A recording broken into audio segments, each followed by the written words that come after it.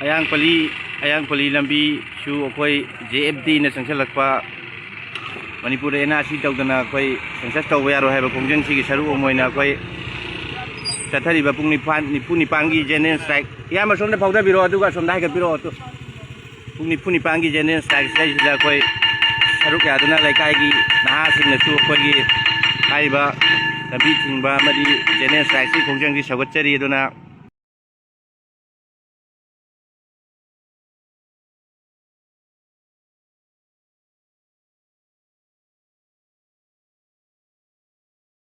Wow.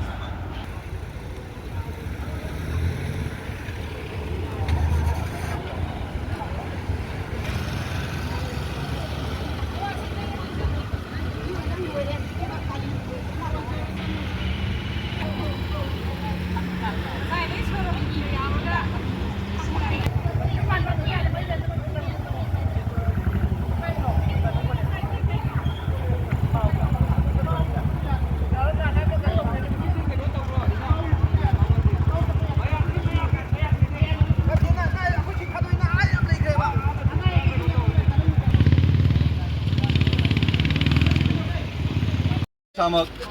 Karnajit koi apun balupna hojojik sinjaski matang da changchi leiba JFD amadi masiga chaminariba koigi CHO Singapurna ngasi hojojik tawriba pungni funi pangi ban asida Uripok apun balup amadi Uripok nupi apun balup nasu Uripok mage goina ngasi gi changchi leiba asigum loba asing mamak tunggi mirol ki damakta khanbiraga tawdaba yadraba ithawdang bani khanbiraga changje leiba pungni fun pangi ban asi sagochari loina na Uripok mage gi oina hojojik medical da leibiriba chilenau sing loina na anaba sing amadi essential item sing gi oina di akoi loina ma komtok chai tagu masung madu masi nataba atopa department gi chilenau sing employee sing private employee sing government employee sing yaragadi haliba ban asi su sogot piduna akoina changjan jariba hojik changcha leiba pungni funi pangi ban asida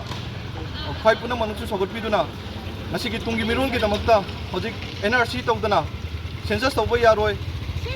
IDP sing mayum hanjan dringai da census tawkani tawriba Manipur government mana pangnaba Manipur government asibu khada khajitang oirobasu mana singanna bai mani pangan nabari damakta changcha leiba sigumno ban asi mayam puna sogot minasi hadunasu ngising jari